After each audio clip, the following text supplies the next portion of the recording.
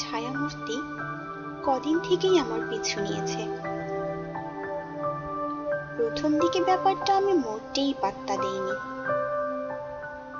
আমি যেখানেই থাকি না কেন ও ঠিক সেখানেই চলে যায়, কিছুতেই আমাকে একা থাকতে দেয় না।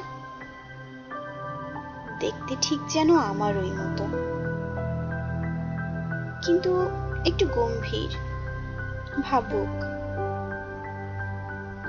চোখে মুখে এক নির্লিপ্ত ভাব, কি যেন ভাবে সব সময়।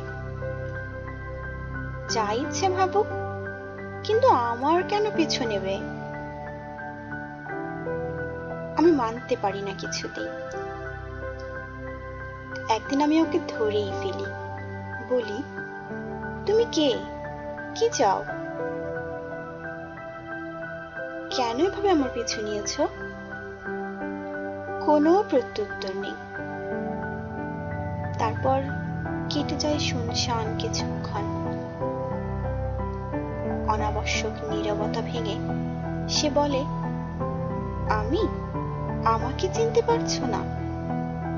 ভালো করে চেয়ে দেখো।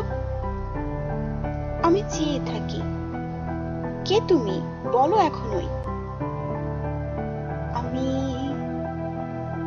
আমি তোমার অতীত, বহু যুগ পার হয়ে, বহু পথ ধরে ফিরে এসেছি তোমার কাছে। তোমার জীবন থেকে হারিয়ে যাওয়া প্রতি মুহূর্ত, প্রতিটি আনন্দ তোমায় ফিরিয়ে দিতে।